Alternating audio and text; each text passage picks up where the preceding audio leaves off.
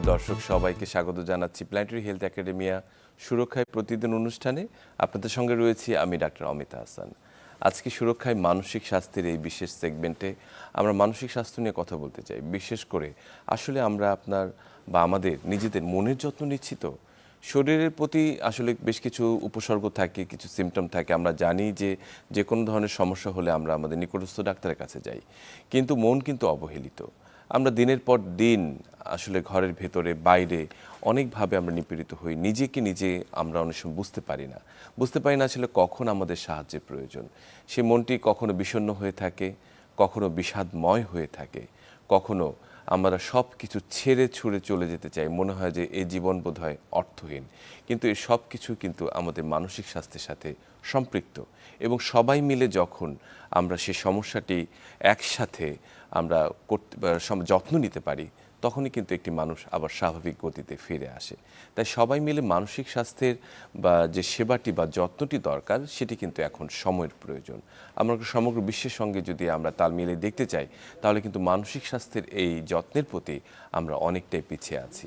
বিশেষ করে পরিবারের যে সদস্যরা রয়েছে, একেবারেই ক্ষুদ্র সদস্য থেকে সবচেয়ে বয়োজ্যেষ্ঠ সদস্য, তাদের প্রত্যেকের মনের অবস্থা কি আমরা কি কখনো ভেবেছি?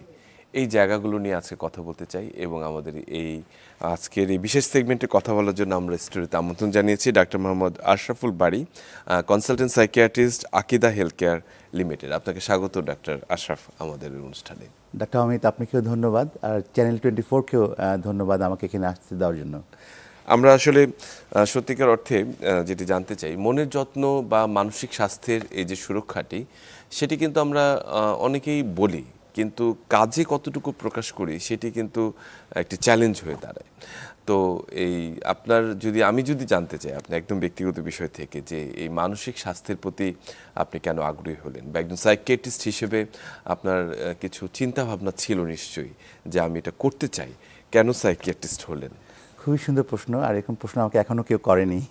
তো ভাল লাগলো যে আপনি এটাকে হাইলাইট করলেন, কারণ আসলে ডাক্তার হিসেবে যখন আমাদের কর্মজীবন শুরু করি, সবাই কিন্তু আসলে অন্যান্য যে সাবজেক্টগুলো আছে, কার্ডিওলজি, নেফ্রোলজি, হেপাটোলজি, সেই দিকগুলোতে আমরা খুব সহজেই ঝুঁকে পড়ি। কিন্তু আমি দেখলাম যে আসলে মানসিক স্বাস্থ্যটা, যেহেতু আমি ইংল্যান্ডে কাজ করি, it has got so much opportunity, এবং ইভেন ইংল্যান্ডের মতো দেশেও আপনার মানসিক স্বাস্থ্যটার দিকে কিন্তু একটা সোশ্যাল স্টিগমা কাজ করে, এবং সেটাকে ভেঙে দেওয়ার জন্য, সেটার প্রতি কন্ট্রিবিউশন করার জন্য, সমাজের এই জায়গাগুলোতে আমার পদচারণাটাকে বাড়ানোর জন্য আমি ইংল্যান্ডে যাওয়ার পরপরই আমার ডিসিশনটা নেই যে আমি আসলে এই মানসিক স্বাস্থ্যের যে ওভারঅল সুপ্রশিক্ষণ এবং উচ্চতর ডিগ্রি এবং উচ্চতর জ্ঞান আহরণের একটা যে সার্ভিস পাথওয়ে থাকে, একটা ট্রেনিং পাথওয়ে থাকে, সেখানে আমার যাওয়ার ইচ্ছা হয়। এবং আমরা যখন মানসিক স্বাস্থ্যকে দেখি, আপনার কথার মধ্যে আমি এটা পেয়ে গেলাম যে এখানে কিন্তু অনেকগুলো সেগমেন্ট আছে। আমাদের বয়সের যে ভাগ, বাচ্চাদের মানসিক স্বাস্থ্যের যে একটা নিড, তার জন্য একটা ডিফারেন্ট স্পেশালিটি আছে, চাইল্ড সাইকিয়াট্রি। আমাদের যারা অ্যাডাল্ট আমরা আছি, তাদের জন্য অ্যাডাল্ট সাইকিয়াট্রি। যারা বয়স্ক আছে, যাদের আমাদের বাবা মা যারা আজকে অনেক বয়স ধরে আছেন, তাদের জন্য ওল্ড এজ সাইকিয়াট্রি। এই যে স্পেশালিটি বেসড কেয়ার, মোরওভার আমি একজন নিউরোসাইকিয়াট্রিস্ট, এই ফিল্ডটা একটা সুপার স্পেশালিটি। এরকম সার্ভিসটা যেন আমি স্পেশালি বাংলাদেশের জন্য মানুষের আনতে পারি, এটার একটা জন্য আসলে চিন্তা ভাবনা করা। নিউরোসাইকিয়াট্রি আসলে মূলত কোন কোন বিষয়গুলোকে আপনারা প্রাধান্য দিয়ে থাকেন, আপনি যে বিষয়ে স্পেশালিটি করছেন? সাধারণত 6টা দিকে আমাদের মেইন ফোকাস থাকে। একটা হলো ব্রেন ইনজুরি।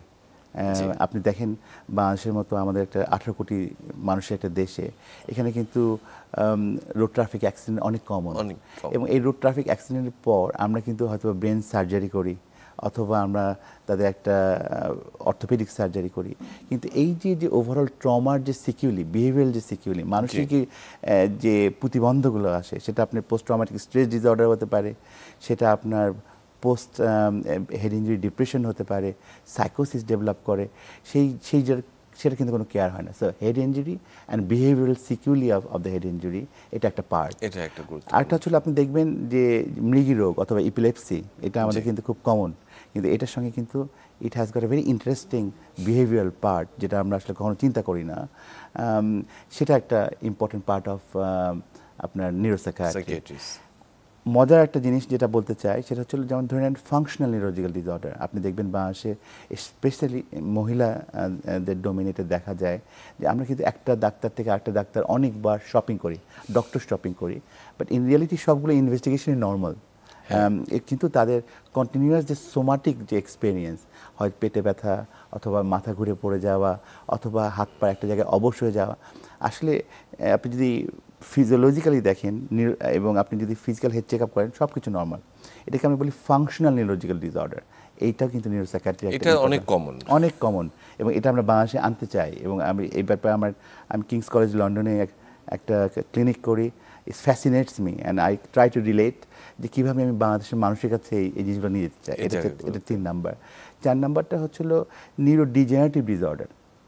সেটা হচ্ছিল যে আমাদের ব্রেন বয়সের সাথে আস্তে আমরা এটা ডিকে করে, সেক্ষেত্রে নিউরোডিজেনারেটিভ যে চেঞ্জ এবং কমন যেটা আমাদের বাংলাদেশে অ্যাওয়ারনেস অলরেডি ডেভেলপ করেছে, ডিমেনশিয়া, এবং আপনি দেখবেন পার্কিনসন ডিজিজ এবং তার সঙ্গে যে ডিমেনশিয়া, এটারও কিন্তু নিউরোসাইকিয়াট্রি একটা পার্ট। মানে এটা হচ্ছিল আপনার 4 নাম্বার। মুভমেন্ট ডিসঅর্ডার, আপনি দেখবেন যে পার্কিনসন ডিজিজ, হান্টিংটন ডিজিজ, এই জিনিসগুলো কিন্তু আমরা নিউরোসাইকিয়াট্রির পার্ট আমরা মানে দেখে থাকি। সো এই নিউরোসাইকিয়াট্রি এই পার্টগুলোকেই আমরা সাধারণত ফোকাস করি, এবং আমি মনে করি যে এখানে আমাদের অনেক কাজ করার স্কোপ আছে, সুযোগ আছে। মানে এটি আসলে খুবই চমৎকার করে বলেছেন যে এই রোগীগুলো কিন্তু সাফার করে যে তারা এক ডাক্তার থেকে আরেক ডাক্তার যাচ্ছে, সব ইনভেস্টিগেশন নর্মাল, কিন্তু তার রোগটি সারছে না। এবং অনেকেই হয়তো গুরুত্বও দেয় না যে না তোমার তো সবই ঠিক আছে, শুধু শুধু এগুলো আসলে চিন্তা করে লাভ নেই। অনেকে আবার ব্লেমও করে, হয়তো সে অভিনয় করতেছে। হ্যাঁ, এটাও বলে পরিবারের সদস্যদের মধ্যে থেকে যে বড় ডাক্তার দেখালাম সব নর্মাল, সো এখন আর এটা নিয়ে আর কথা বলার কিছু নেই। কিন্তু এটি যে আসলে একটি ফাংশনাল যেটা সাইকোসিস বলছেন, নিউরোলজিক্যাল জি জি। আপনার যদি আমরা ক্যারিয়ার পাথওয়েতে যদি চিন্তা করে থাকি, তাহলে ইংল্যান্ডে কিভাবে শুরু করলেন, মানে তারপর পরবর্তী সংক্ষেপে যদি জানেন। Thank you. প্রথমে আমি আসলে আমার ট্রেনিং শুরু করি ম্যানচেস্টারে। সেখানে আমার বেসিক সাইকিয়াট্রিক ট্রেনিং করি। সেখানে আমার ইউনিভার্সিটি অফ ম্যানচেস্টার থেকে আমি জেনারেল সাইকিয়াট্রিতে একটা ডিপ্লোমা করি। সেখান থেকে আমি কিংস কলেজ লন্ডনে একটা নিউরোসাইকিয়াট্রির উপর একটা শর্ট কোর্স করি, and I got fascinated in clinical neuropsychiatry. তারপর আমি রয়্যাল কলেজ অফ সাইকিয়াট্রিস্ট থেকে এমআরসিপি সাইকিয়াট্রি করি। তারপর আবার ইউনিভার্সিটি বার্মিংহামে গিয়ে আমি আবার ক্লিনিক্যাল নিউরোসাইকিয়াট্রির উপর আবার পোস্ট গ্রাজুয়েট ডিপ্লোমা করি। So that's the academic pathway. এবং আপনি শুনলে খুশি হবেন যে I became part of one of the largest private group in United Kingdom. In fact, the largest private group in United Kingdom, called Signet Healthcare, and we are the part of the largest mental health organization in the world, বলে UHS or United Health Service, এবং সেই সার্ভিসটাকে আমি lead করতাম। And I feel very proud that being a Bangladeshi, I could actually lead and contribute to the service development in England. এখন বাংলাদেশে সেটা করতে চাই, সেই জন্য আকিতাকে ডেভেলপ করলাম। সেটাই আমার মনে হয় যে আপনার এই যে ভালো লাগাটি সাইকিয়াট্রির প্রতি, সেটি এখানে ডিসেমিনেট করাটাও একটা আপনার স্বপ্ন রয়েছে, এবং তারই প্রতিফলন হিসেবে আপনি বোধহয় এখানে কাজ করছেন। আমরা একই সঙ্গে জানিয়ে দিচ্ছি দর্শকরা, আপনারা যদি আমাদের মনের বা মানসিক স্বাস্থ্য বিষয়ক যদি কোনো প্রশ্ন থেকে থাকে, তাহলে আমাদের সঙ্গে যুক্ত হতে পারেন। আমাদের স্ক্রলে দেখানো নম্বরটি রয়েছে, সেখানে ফোন করে প্রশ্ন করলে আমরা আপনাদের যথাযথ জবাব দেওয়ার চেষ্টা করব। ডক্টর আশরাফ, যেটা বলছিলাম যে এই যে দুইটি ভিন্ন দেশে, যেমন ইংল্যান্ডে আপনি কাজ করেছেন, ইউকেতে, সেখানকার যে মানুষের যে মনের যে গঠনটি বা তাদের যে চলাফেরা বা তাদের অ্যাম্বিয়েন্টটি, তার সঙ্গে আমাদের দেশের একটি বেসিক কিছু পার্থক্য রয়েছে, বা সোশ্যাল কালচারাল এটি পার্থক্য রয়েছে। তো সেটি কতখানি আপনার কাছে পার্থক্য মনে হয়, নাকি একই রকম মনে হয় যে যখন এসে কাজ করছেন একই সঙ্গে? হ্যাঁ, 3টা জিনিস খুব খেয়াল আমাকে স্ট্রাইক করে। এক নম্বরটা হচ্ছে হলো যে ওনারা সোশ্যাল স্টিগমাটাকে অনেকটাই ইলিমিনেট করতে পেরেছে, এবং আমি যখন ইংল্যান্ডের রুগী দেখি, যখন ওনারা আমাদের ক্লিনিকে আসেন, তারা কিন্তু ভেরি ওয়েল ইনফর্মড। তারা ওই বিষয়ে পড়ালেখা করে, ওই বিষয়টা জেনে আসে। It becomes very easy to actually then work together. এবং এখানে একটা হলিস্টিক কেয়ারের একটা ইম্পর্টেন্ট পার্ট হচ্ছে যে আপনি কিন্তু whatever you do it need to be patient centred and whatever the way patient wants. আমি আপনাকে আমার কাজ অ্যাজ এক্সপার্ট হচ্ছিল অসুখটা ধরে দেওয়া, কিন্তু ট্রিটমেন্টটা হবে হচ্ছে পেশেন্টের ডিসিশনে পার্টিসিপেশনে। এটা একটা জিনিস। 2 নম্বরটা হচ্ছে হলো যে মানসিক স্বাস্থ্য রক্ষার ব্যাপারে তারা অত্যন্ত যত্নশীল। They never stress them self out. তারা নিজেকে আগে ভালোবাসে, নিজের মানসিক স্বাস্থ্যকে ভালোবাসে, নিজেকে ভালো রাখে, তারপর তার ভবিষ্যৎকে গড়ে এবং অন্যের জীবনে কন্ট্রিবিউট করে। কিন্তু আমি নিজেকেও যখন দেখি অথবা বাংলাদেশের মানুষকে তখন দেখি একেবারেই ভিন্ন চিত্র। হ্যাঁ, ভিন্ন চিত্র। আমরা অন্যকে ভালোবাসি, অন্যর জীবনকে গড়ে দেওয়ার চেষ্টা করি, কিন্তু নিজে স্ট্রেস হবে, নিজে বার্ন আউট হয়ে যায়। সো এটা কিন্তু একটা দেখা যাচ্ছে যে পরিবারের যে সদস্যটি আছেন উনি দিনের পর দিন স্ট্রেস নিয়ে যাচ্ছেন, প্রকাশও করছেন না বা প্রকাশ করার সুযোগও নেই। এই জায়গাগুলো কিন্তু তাকে মানসিকভাবে অনেকটা বিপর্যস্ত করে তোলে ফাইন্যান্সিয়ালি। এবং because we create hour journey, আমরা কিন্তু জেনারেশন টু জেনারেশন আমরা অটোমেটিক্যালি একটা সাবকনশিয়াস মাইন্ডে চিন্তা করে নেই যে আমরা আগামীর প্রজন্মকে সাপোর্ট করব, তারা আরো বড় হবে, তাকে আর একটা বাড়ি করে দিব, তাকে আর একটা গাড়ি করে দিব। কিন্তু আমার অবস্থা কি, আমার মানসিক স্বাস্থ্যের অবস্থা কি? So we stress our self out. Once you are under stress, then automatically আপনার সেই মানসিক স্ট্রেসের কারণে আপনার ফিজিক্যাল আপনার হেলথ কিন্তু ইমব্যালেন্স হয়ে যায়। More diabetes, more high blood pressure, more cardiac insults or events সেটা হয়, stroke, this are very common. Take the stress out of it will be fantastic. এটা হচ্ছে আপনার 2। 3 নাম্বার যেটা, UK has got one of the best preventive setting. So মানসিক স্বাস্থ্যকে ভালো রাখার জন্য তারা অনেক ভালো কাজ করে, and they have got participation of everything. আপনি কোনো এমপ্লয়ারের কাছে কাজ করতে যাবেন, employer is very well aware যে একটা মানুষ তার মেন্টাল হেলথে যদি অ্যাফেক্টেড হয় তাকে কিভাবে সাপোর্ট দিতে হবে। আপনি যদি স্কুলে যান, শিক্ষক জানেন যে বাচ্চাটার মানসিক নিড আছে, তাকে সাপোর্ট দিলে সে কীভাবে ভবিষ্যতে সোসাইটিকে কন্ট্রিবিউশন করবে এবং সেই জায়গায় সাপোর্ট নেটওয়ার্কটা কেমন হবে। আপনি যদি ফ্যামিলি সেটিংয়ে যান, they have got a very dedicated social care support, যে জায়গাটায় একটা বাবা মার যদি একটা অটিস্টিক বাচ্চা হয় অথবা ADHD হয়, সেখানে সে বাবা মা একা না, সমাজও তার পাশে এসে দাঁড়ায়। এই 3টা সেগমেন্টে আমার কাছে মনে হয়েছে। তাহলে এই যে বড় একটি চ্যালেঞ্জ আপনি এখন বর্তমানে নিচ্ছেন, যে একটি সেটিংস থেকে এসে একেবারেই শুরু করা, বাংলাদেশের মানসিক স্বাস্থ্যের অবস্থানটি এখন কি দেখছেন? মানে আমরা যদি অ্যাজ এ হোল বিচার করি যে একেবারেই কোথায় আছি আমরা? আমি বাংলাদেশে 2014 থেকে খুব অ্যাক্টিভলি কাজ করি, specially in the mental health field, এবং আমি অত্যন্ত প্রাউড ফিল করি যে জায়গায় বাংলাদেশ আজ দাঁড়িয়ে আছে। আমি মনে করি আমাদের মতো একটা ছোট্ট দেশে এত মানুষ এবং সেই মানুষদেরকে মানসিকভাবে যত্ন নেওয়ার জন্য যে পরিমাণ এক্সপার্টিস দরকার সেটা আমাদের নাই। বিয়ন্ড দ্যাট, যে কাজগুলো করা হয়েছে 2014 আর 2025কে যদি আমি দাঁড় করাই, ফেনোমেনাল। আমি মনে করি না এই লিমিটেড রিসোর্স নিয়ে ইংল্যান্ডও সেটা করতে পারতো। সো আমি বাংলাদেশের মেন্টাল হেলথ সেক্টরে আপনি ন্যাশনাল যে ইনস্টিটিউটগুলো যারা কাজ করতেছেন, আমাদের এখানে যারা সাইকিয়াট্রিস্টরা আছেন, they have done a phenomenal job. এবং আপনি যদি এখানে প্রাতিষ্ঠানিক পার্টিসিপেশনগুলো দেখেন, সেটা বাংলাদেশ আর্মিকে বলতে পারেন, যারা প্রয়াসকে তৈরি করছে এবং অটিজমকে অনেক রুট লেভেল পর্যন্ত নিয়ে গেছে, প্লাস আপনার যে ভলান্টিয়ার NGO যারা কাজ করতেছে। আজকে চিটাগাংয়ে রোহিঙ্গা যারা আসছে, তাদের যে তার ট্রমা নিয়ে যে কাজগুলো হয়, আমি তো মনে করি this is outstanding work, and I feel really proud to be Bangladeshi যে এই পরিমাণ কাজ গত 10 বছরে হয়েছে। কিন্তু আমার কাছে মনে হয় যে বাচ্চাদের ব্যাপারে এর যত্নটা, এর অ্যাওয়ারনেসটা অনেক বেড়ে গেছে। অ্যাডাল্ট এবং আমাদের যে ওল্ড এজ যারা আছেন, যারা বয়সকালে আছেন, তাদের যত্নটার ব্যাপারে আমাদের একটু কাজ করার জরুরি, এবং আসলে এটাকে ছড়িয়ে দেওয়ার বিষয়, মানে ডিসেন্ট্রালাইজ করার একটি বিষয়টি রয়েছে। এখনো সেটি শহর কেন্দ্রিক সেবা এবং খুব লিমিটেড, বা অনেকে হয়তো অ্যাওয়ারনেসটি বা সচেতনতার জায়গাটিতেও কিন্তু আমরা অনেক খানিকটা পিছিয়ে আছি, যে আসলে কখন, এবং সোশ্যাল যে স্টিগমার কথাটা বললেন, সে জায়গাতেও এখনো পর্যন্ত মানুষ সেটিকে প্রকাশ করতে স্বাচ্ছন্দ্য বোধ করে না, যে আমার একটি রোগ রয়েছে বা আমি আসলে যাব, বা সোশ্যালি মানুষ তাকে হেল্প করবে। এই জায়গাটিতে মনে হয় কিছু কাজ করার যথেষ্ট সুযোগ রয়েছে। Absolutely, not only at home, মানে একটা বাচ্চা যখন তার মানসিক স্বাস্থ্যের কারণে বাসায় ডিস্ট্রেস হয়, বাবা মা কিন্তু জানে না যে তাকে কিভাবে হ্যান্ডেল করবে।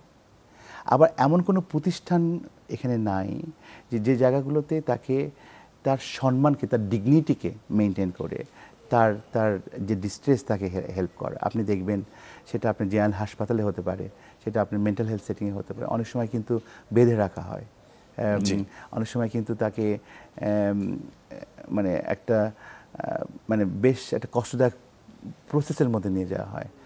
বাট আপনি যদি ইংল্যান্ডে দেখেন, দি ক্রিয়েটেড ডেভেলপ এ সিস্টেম যে কী করলে আমরা তাদেরকে ডিগনিটিকে মেনটেন করে তাদের মেন্টাল হেলথটাকে আমরা লুক আফটার করতে পারি।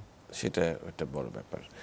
আমরা একেবারে যদি মানে ছোট বাসা থেকে যদি শুরু করি, মানে পরিবারের যে মানসিক স্বাস্থ্য, যে পরিবারের সদস্যদের কথা আমি বলছি বিভিন্ন বয়সের, এবং বাচ্চাদের উপরে এই যে ট্রমা বা চাপটি এখন রয়ে যায় যে তাকে খুবই ভালো রেজাল্ট করতে হবে, তাকে একেবারেই এই সোশ্যালি খুবই আপগ্রেডেড হতে হবে, এবং এই চাপটি কিন্তু শুধু বাচ্চাদের উপর না, এটা বাবা মা বা প্যারেন্টসদের উপরেও সেই চাপটি পড়ে যায়, এবং কম্প্যারিজন এবং কম্পেয়ারিং যে বিষয়টি রয়েছে সেই জায়গাটি তাদেরকে মানসিকভাবে অস্থিতিশীল করে তোলে। এই শুরুটার আসলে কেমন হওয়া উচিত, বা সেখানে সোশ্যাল সাপোর্টটি কেমন হওয়া উচিত? এটা খুবই একটা ইন্টারেস্টিং কোশ্চেন, এবং আমি মনে করি খুবই ভ্যালুয়েবল কোশ্চেন। দেখেন, এটা আমার নিজের জীবনকে দিয়েও বলতে পারি। আমি আমার জীবনকে যখন পর্যবেক্ষণ করতাম তখন আমি দেখতাম যে আসলে আমার বাবা সারাদিনই কাজ করতেছে। সকালবেলা ভোরবেলা বাবাকে একবার দেখি, রাত্রেবেলা ঘুমানোর সময়, ভাত খাওয়ার সময় একবার দেখি, সেটা আমার বাবা। কিন্তু আপনি যদি সাইকোলজিক্যালি দেখেন, একটা বাচ্চা যখন জন্মগ্রহণ করে, ধরে নেন ছেলে বাচ্চা, প্রথম 5-6টা বছর আমরা বলি ইডিপাস কমপ্লেক্স। একটা male child will be attracted to the opposite sex, তার মার প্রতি তার আকৃষ্টতা থাকে। কিন্তু যখন তার 6 থেকে 12-14 বছর চলে যায়, it's attraction toward similar sex. ছেলে বাচ্চা মাকে বলে, না, I have seen you enough, but you are not similar to me, আমার মতো তুমি না, আমি তো আমার বাবাকে খুঁজি। কিন্তু ওই বাবাটা কিন্তু নাই, সে তার কাজের মধ্যে ব্যস্ত আছে। তো ওই যে আপনার যে মানে আপনার রোল ট্রানজিশন, এটা থাকে না। 14 বছর পর গিয়ে বলে যে ঠিক আছে, আমি বাবা মাকেও দেখলাম, I want to know who I am. I want to explain to the world that this is me, accept me as a person. So এই জায়গাগুলোতে আমি যখন বাসার কথা চিন্তা করব, আমি একটা মেসেজ আজকে দিতে চাই সবাইকে, সেটা হচ্ছে যে সময় দিন, আপনার বাচ্চাকে সময় দিন। I was the group medical director for Signet at the very young age, but I stood down after 4 years because I wanted to contribute to my children. And that's the most precious time. যখন ওরা বড় হয়ে যায় তখন কিন্তু ওই সময়টা আপনি ইচ্ছা করলেও আর দিতে পারবেন না। এবং ওদের সার্চটা, ওদের ওভারঅল পার্সোনাটা যখন ডেভেলপ হয়ে যায় তখন কিন্তু আর কন্ট্রিবিউশন করার কিছু নাই, সুযোগ থাকে না একেবারে। এবং এই জায়গাটিতে আসলে আমরা এই যে আপনি ধরুন একটা উইকেন্ডে ফ্যামিলিকে আসলে সময় দেয়া, এবং সবাই কর্মব্যস্ত, সবাই ছুটছে, এবং সবাই ভাবছে যে আমি অনেক করছি পরিবারের জন্য, অনেক কন্ট্রিবিউট করছি, আমাকে তো তাদের জন্যই করছি। এই যে ধারণাটি থেকে, এটি থেকে আসলে বেরিয়ে আসার উপায় কি? মানে আমি যেটা আরেকটা একই সঙ্গে সিমিলার প্রশ্ন করতে চাই, যে একটা পরিবারের যে আনন্দের একটা এন্টারটেনমেন্ট, বা একটা সবাই মিলে যে একটি আনন্দময় সময় কাটানো, বা এটা কাটানো, এই জায়গাটি খুবই ল্যাপস হয়ে যাচ্ছে, যে আমরা সবাই একটা স্ট্রেসের মধ্যে দিয়ে যাচ্ছে সার্বক্ষণিক সব সময়। এটা আমরা বলি কগনিটিভ শিফট। কগনিটিভ শিফটটা আমাদের মধ্যে নাই। মানে আমরা আমাদের নিজস্ব দৈনন্দিন জীবনের কাজে এত ব্যস্ত, অথবা ইনস্টিটিউশনাল যে ইনফ্লুয়েন্সটা আমাদের উপর, সেটাকে আমরা বাসায় নিয়ে যাই। মনে করি আমি কাজের মধ্যে যে আমার যে সেটিং, আমার যে জুনিয়রদেরকে যেভাবে বলি, আমার বাচ্চাকে যদি আমি বলে দিই, এই তুমি পড়োনি কেন, তোমার এই পড়াটা করো, তোমার রেজাল্ট কেন ভালো হয়নি, তাহলে হয়তো ওভাবেই হবে। But it's not like that.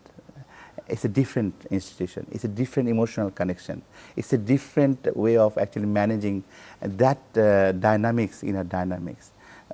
এই জিনিসটা আপনার নিজের হাতে তৈরি করা, আপনার কষ্টের সময় তারা আপনার পাশে দাঁড়াবে, আপনার মেন্টাল কানেকশনটা আপনাকে সেখানে কানেক্ট করতে হবে। In a institutional setting, it's all about your command. Here is all about your connections. So that is the main thing that I would actually say, that we have got so much necessity and responsibility যে আমরা কিভাবে আমাদের পরিবারের সঙ্গে connect করব। এবং আমাদের আজকের বাচ্চারা কিন্তু গ্লোবাল লেভেলে কম্পিটিশন করছে, they have got a different pressure.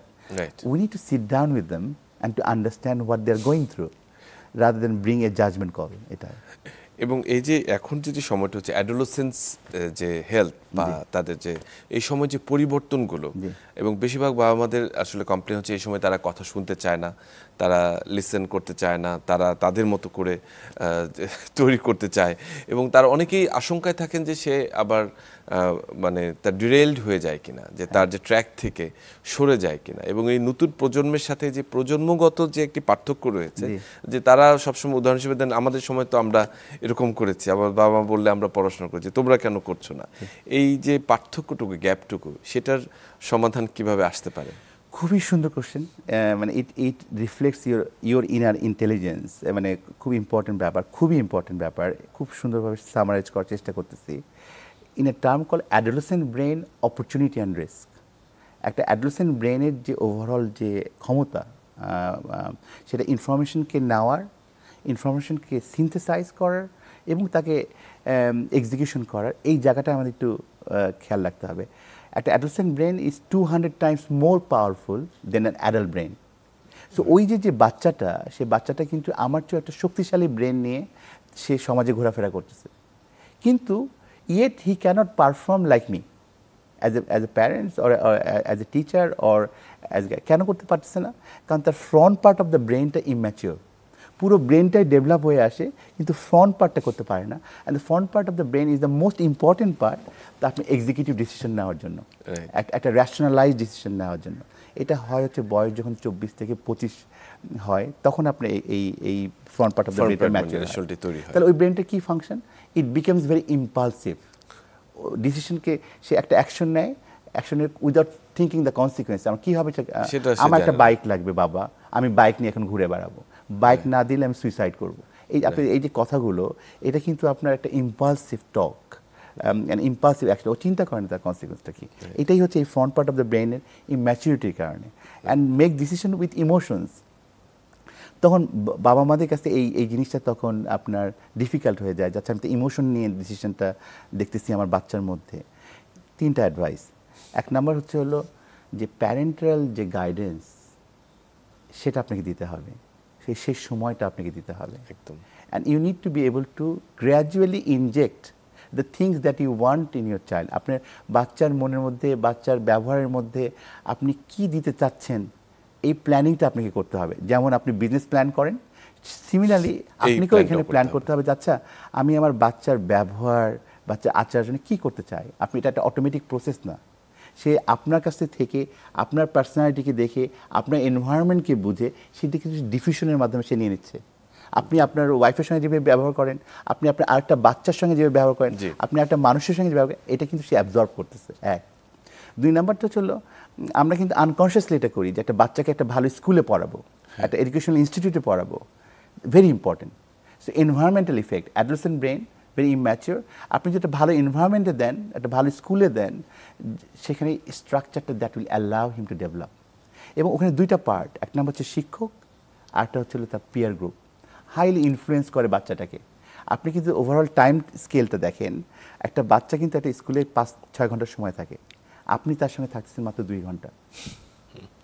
So ওই এনভায়রনমেন্টাল টাইম, ওই এনভায়রনমেন্টাল ইফেক্টটাকে আপনি চিন্তা করে আমি বলবো যে আমাদের শিক্ষা প্রতিষ্ঠানগুলোকে আমাদের সুন্দরভাবে গড়া, তাদের একটা স্ট্রাকচার থাকা, টিচারদের অ্যাওয়ারনেস ডেভেলপ করা এবং এটা খেয়াল রাখা যে কোন মানুষগুলোর সঙ্গে আমার বাচ্চা তারা মিশছেন।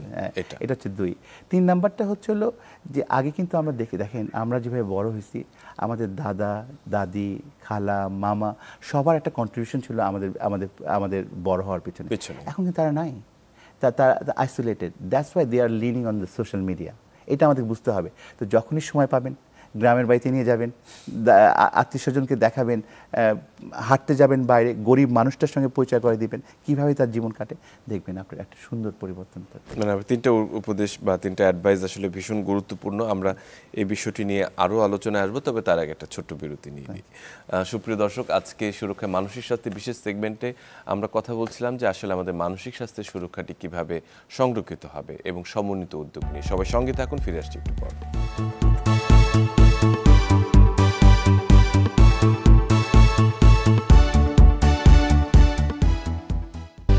সুপ্রিয় দর্শক সবাইকে আরেকবার স্বাগত জানাচ্ছি সুরক্ষায় প্রতিদিন অনুষ্ঠানে। আপনাদের সঙ্গে রয়েছি আমি ডাক্তার অমিতা হাসান। আজকে আমরা সুরক্ষায় মানসিক স্বাস্থ্যের এই বিশেষ সেগমেন্টে আলোচনা করছিলাম সমন্বিত মানসিক স্বাস্থ্যের যে উদ্যোগটি নিয়ে, সেটি নিয়ে আমাদের আমার সঙ্গে রয়েছেন ডাক্তার মোহাম্মদ আশরাফুল বারী।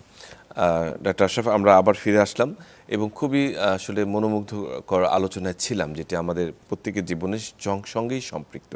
বিশেষ করে সন্তানদের মানুষ করতে যে সবাই যে চ্যালেঞ্জগুলো ফেস করে, অনেকেই খেই হারিয়ে ফেলেন একটি পর্যায়ে। এবং এই যে তুলনা, আমি যেটি বলেছি একটু আগে, যে কম্পেয়ারিং অ্যান্ড কম্প্যারিজন, যে ওর বাচ্চা ক্লাসে এই ভালো হচ্ছে, ও এটা করছে, তুমি এটা করছো না, তোমাকে দেওয়া হবে না, এই যে এই ধরনের কথাগুলো, ব্লেমিং অ্যান্ড গেমিং, এই জায়গাগুলো আসলে তাদের মানসিক স্বাস্থ্যকে কতখানি ক্ষতিগ্রস্ত করছে? খুবই মানে খুব সিগনিফিক্যান্টলি অ্যাফেক্ট করে। এবং এটা আমাদের খুব দেখার বিষয় আছে যে প্রত্যেকটা মানুষ কিন্তু আল্লাহ সুবহানাহু ওয়া তাআলা তাকে ডিফারেন্টভাবে তৈরি করছে। অ্যান্ড সেই মানুষটার কিন্তু তার নিজস্ব কোয়ালিটি আছে এবং সে তার নিজস্ব কিছু প্রতিভা এবং ক্ষমতা আছে সমাজকে দেওয়ার জন্য। আমরা সেই প্রতিভাগুলোকে কিন্তু এক্সপ্লোর করি না। এটাও কিন্তু ইংল্যান্ডের সঙ্গে একটা ডিফারেন্স।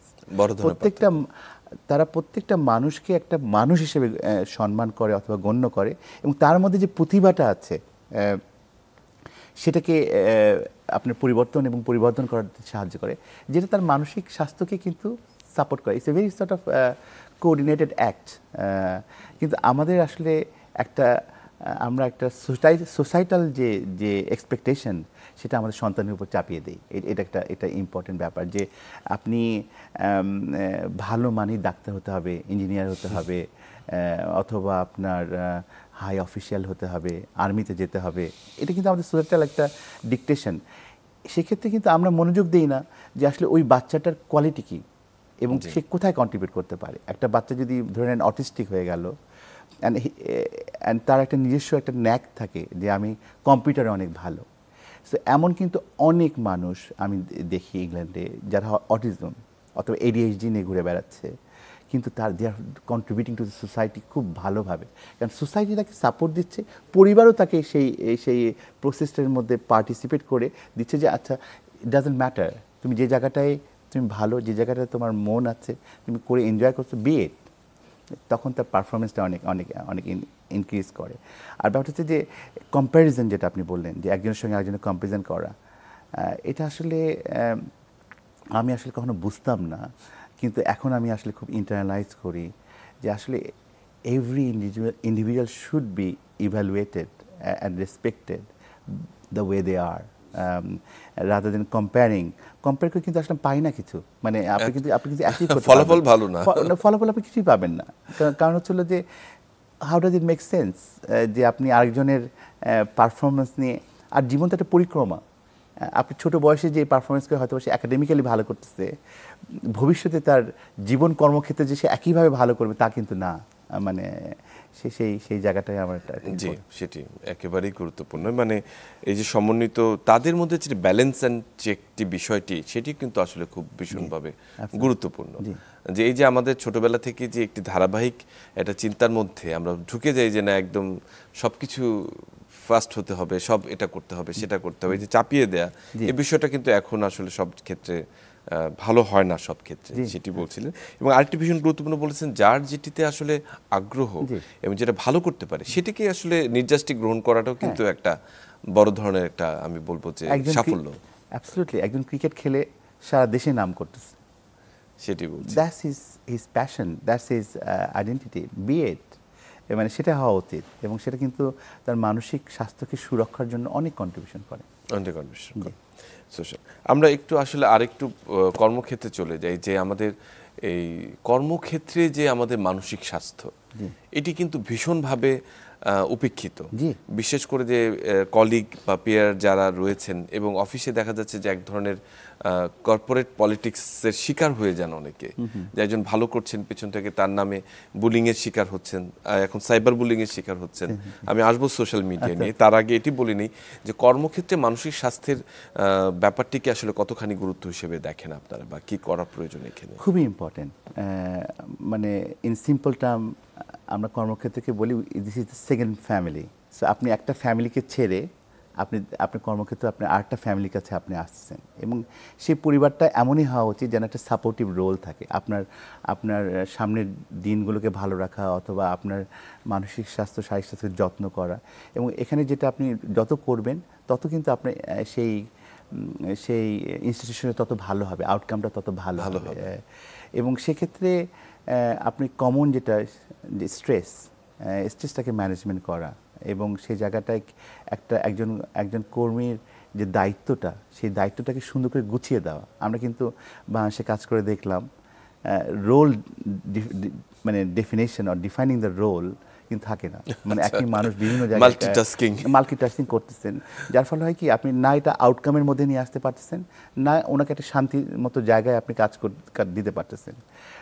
সো সেখানে স্ট্রেস ম্যানেজমেন্টটা একটা ডিফিকাল্ট হয়ে যায়, কারণ আপনাকে একটা টাস্ক থেকে আরেকটা জায়গায় যেতে হয়। 2 নম্বরটা হচ্ছিল যে মানুষের লাইফে কিন্তু আমরা একটা মানুষ একজন সামাজিক জীব, সেখানে তার জীবনে কিন্তু দুঃখ কষ্ট আসবেই, কিন্তু ওই দুঃখ কষ্টের সময় তার পাশে দাঁড়ানো।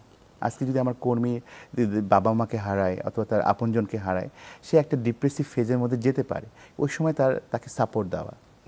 কারণ ওই সময় যদি আপনি তাকে জাজ করেন যে সে ঠিকমতো কাজ করতেছে না, কাজ করতে পারতেছে না, তখন কিন্তু তার পারফরমেন্সটা আরও খারাপ। সো তার পাশে যদি আপনি দাঁড়ান, রিকভারি সুন্দর, আউটকাম সুন্দর, এটা একটা ইম্পর্টেন্ট ব্যাপার। আর সবচেয়ে যেটা ইম্পর্টেন্ট ব্যাপার যে অ্যাওয়ারনেস ডেভেলপ করা। একটা প্রতিষ্ঠানে যদি এমন একটা প্রসেস থাকে যেখানে মেন্টাল হেলথ নিয়ে অ্যাওয়ারনেসটা হয়, কারণ মানসিক রোগের ব্যাপারে যেটা সবচেয়ে ইম্পর্টেন্ট ব্যাপার, এটা তো আপনি বাইরে থেকে দেখতে পারবেন না, এখানে এর কোনো বাহ্যিক কোনো রূপ নাই। সো যদি আপনি অ্যাওয়ারনেসটা ডেভেলপমেন্ট করেন, তখন কিন্তু একটা ব্রেনকে আপনি প্রভোক করতেছেন যে এই প্রবলেমটা তোমার আছে কি না, তখন কিন্তু মানুষ feel very comfortable to talk about it. কারণ মানসিক স্বাস্থ্যের এটাই ব্যাপার যে সে ব্যাপারে মানুষ কথা বলতে চান না, সে ব্যাপারে মানুষ খুব সহজে অন্যের কাছে তার ইনার ভেন্টিলেশনগুলো করতে পারেন না। এই জিনিসগুলো কিন্তু খুব ইম্পর্টেন্ট। 4 নম্বর যেটা, আপনি যদি সুইসাইড পার্সপেক্টিভ আসেন। জি, আমাদের সাথে একজন দর্শক যুক্ত আছেন, আমরা তার প্রশ্নটি নিয়ে তারপর আমরা আলোচনায় ফিরছি। দর্শক, আপনার নাম এবং ঠিকানা জানিয়ে প্রশ্নটি করুন। আসসালামু আলাইকুম। ওয়ালাইকুম সালাম। নাহিদ বলছিলাম নীলফামারী থেকে। জি, বলুন। প্যানিক অ্যাটাক কি কোনোভাবে কোনো মানসিক রোগ বা মনের দুর্বলতা, যদি হয়ে থাকে তাহলে করণীয় কি আমাদের? জি, ডাক্তার আশরাফ, শুনেছেন নিশ্চয়ই। Thank you. খুবই সুন্দর প্রশ্ন। এবং প্যানিক অ্যাটাক একটি মানসিক রোগ, এটা আমাদের ফর্ম অফ অ্যাংজাইটি ডিসঅর্ডার। খুব সহজে আপনি একটু বুঝাই, এটা বললে আপনি বোঝাটা খুব জরুরি যে আমাদের ব্রেন প্রতিনিয়ত আমরা যে সিচুয়েশনে থাকি, সেই সিচুয়েশনটাকে সে ব্রেনটা স্ক্যান করে এবং চিন্তা করে যে আসলে এই সিচুয়েশনে আমি যুক্ত হব নাকি এখানে দূরে সরে আসবো। মানে এটা ডিপেন্ড করে হচ্ছিল যে ওইটার ওভারঅল যে রিস্ক আছে, সেই রিস্কটাকে ব্রেন ইভ্যালুয়েট করে। প্যানিক অ্যাটাকের ক্ষেত্রে ব্রেন সেই জাজমেন্টটা আনতে আপনার দ্যার ইজ এ ল্যাপস। সেই জন্য আপনি প্যানিক অ্যাটাকে যেটা হয়, সাডেনলি মানুষ ফিল করে যে ওভারওয়েলমিং অ্যাংজাইটি, খুব অ্যাংজাইটি ফিল করে যে তার শ্বাস প্রশ্বাস বন্ধ হয়ে আসতেছে, হাত পা নাম হয়ে যাচ্ছে, এবং সে ফিল করে যে আমি এখন মরে যাব। এবং যে সিচুয়েশনে থাকে, এটা হতে পারে লিফটে, এটা হতে পারে কোনো ক্রাউডেড জায়গায় যেখানে অনেক লোক আছে, সেখান থেকে স্কেপ রুট খোঁজে, সেখান থেকে বের হয়ে আসবে। এবং সবচেয়ে ইম্পর্টেন্ট যেটা মেসেজ আপনার দ্বারা আমি মানুষকে দিতে চাই, এটা কিন্তু খুব আনকমন না, এটা অনেক মানুষই এটাকে ভোগে, এবং ইটস এ ট্রিটেবল ইলনেস। এবং সাইকোলজিক্যাল ইন্টারভেনশনটাই হচ্ছিল এটার একটা মেইন ট্রিটমেন্ট। এবং সেই ট্রিটমেন্টটা হচ্ছিল যে আপনি ওই হাইটেন্ড অ্যাংজাইটিতে কীভাবে নিজেকে মানে আপনার কাম রাখা যায়, এবং ওভারঅল যে সিচুয়েশনগুলোতে প্যানিক অ্যাটাকগুলো হয়, সেখানে গ্র্যাজুয়ালি আমরা বলি ডিসেন্সিটাইজেশন, ওই জায়গাগুলোতে আমরা কীভাবে গ্র্যাজুয়ালি আমরা আপনার যে ওভারওয়েলমিং অ্যাংজাইটিটা আছে সেটা কমানো যায়। যদি কোনো ক্ষেত্রে এটা বেশি হয়, তাহলে কিন্তু মেডিকেশনে যেতে হবে। আচ্ছা, আমরা যে আলোচনায় ছিলাম যে 4 নম্বর একটি পয়েন্ট বলতেছিলেন যে আমরা আমাদের শেষ পর্যায়ে প্রায় আমরা আর যে আলোচনাটুকুতে ছিলাম আর কি, যে 4 নম্বর একটি পয়েন্ট বলছিলেন বোধহয়, আমাকে যে টপিকটি মনে আচ্ছা, আমরা আসলে আলোচনা করছিলাম যে এই পারিবারিক যে কর্মক্ষেত্রে যে কাজগুলো আমরা করছি, আমরা কিন্তু বললাম যে আসলে ওভারঅল কমন যে স্ট্রেস ফ্যাক্টরগুলো আছে তাকে ম্যানেজ করতে সাহায্য করা বাই রোল ডেফিনেশন। 2 নাম্বারটা হচ্ছিল একটা মানুষ যখন তার বিভিন্ন ডিফিকাল্ট ফেজের মধ্যে তার পাশে দাঁড়ানো। 3 নাম্বারটা হচ্ছিল ওভারঅল প্রিভেন্টিভ অ্যাওয়ারনেস কাজগুলো করা। 4 নাম্বারটা হচ্ছিল যে রিস্ক মিনিমাইজেশন। মানুষ কিন্তু আসলে তার জীবনে সেটা আপনি খুব ডিফিকাল্ট সময়ের মধ্যে যখন যায়, মানুষ যখন তার লাইফের এক্সট্রিম ডিসিশনগুলো নেয়, আপনি দেখবেন যে এখন কিন্তু সুইসাইডের হার আমাদের সমাজে অনেক বেড়ে যাচ্ছে। হ্যাঁ, তো সেই ক্ষেত্রে কিন্তু মানুষ যখন সুইসাইড করে অ্যাকর্ডিং টু দ্য রিসার্চ, সে কিন্তু তার সুইসাইডের আগে কাউকে না কাউকে বলে, কাউকে একটা সিক হেল্প করে। বিকজ সেক্ষেত্রে যদি এমন একটা প্রসেস থাকে যে যেখানে আমরা মানুষকে সাপোর্ট করি, যে একটা প্ল্যাটফর্ম রাখি যেখানে মানুষ তার কনফিডেন্সিয়ালিটি মেনটেন করে, তার মনের যে ডিফিকাল্টিসগুলো সেখানে শোনার একটা ব্যবস্থা থাকে। এখন কিন্তু বাংলাদেশে আমি দেখলাম স্কুল, ইউনিভার্সিটি, অনেক ভালো ভালো ইনস্টিটিউশনে তার কিন্তু একটা সাইকোলজিক্যাল উইং লাগতেছে। ফ্যান্টাস্টিক, এটা আসলে খুব জরুরি। এবং এই বিশেষ করে স্কুল, কলেজ এবং মেডিকেল কলেজ এসব জায়গাতে আত্মহত্যা প্রবণতাটি বেশি কাঙ্ক্ষিত রেজাল্ট, সেই জায়গাটিতে কিন্তু ইন্টারভেনশনটি আরও বেশি জরুরি। আমরা একেবারে শেষ পর্যায়ে আমরা আপনাকে অসংখ্য ধন্যবাদ জানাতে চাই আমাদের সঙ্গে আজকে অনুষ্ঠানে যুক্ত হওয়ার জন্য। নিশ্চয়ই ভবিষ্যতে আপনার সাথে আরও আলোচনায় আমরা যাব। আপনাদেরকে ধন্যবাদ, আর চ্যানেল 24-কে অনেক ধন্যবাদ। জি, সুপ্রিয় দর্শক, আজকে আমরা ভীষণ গুরুত্বপূর্ণ কিছু তথ্য পেলাম, বিশেষ করে মানসিক স্বাস্থ্য, যেটি পরিবার থেকে যে মানসিক স্বাস্থ্যটির সূচনা, একেবারে কনিষ্ঠ সদস্য থেকে বয়োজ্যেষ্ঠ সদস্য পর্যন্ত এই যে খেয়াল রাখার বিষয়টি, একজন আরেকজনের প্রতি সহমর্মী হবার, এবং একই সঙ্গে তার যে যদি কোনো পরিবর্তনটি হয় সেই পরিবর্তনটিকে উল্লেখ করে যথাযথভাবে সেটিকে চিকিৎসা করার, সেটিকে আসলে আমাদের গুরুত্ব দিতে হবে এবং সবাই মানসিক স্বাস্থ্যকে সুরক্ষিত রাখতে হবে। সবাইকে অসংখ্য ধন্যবাদ।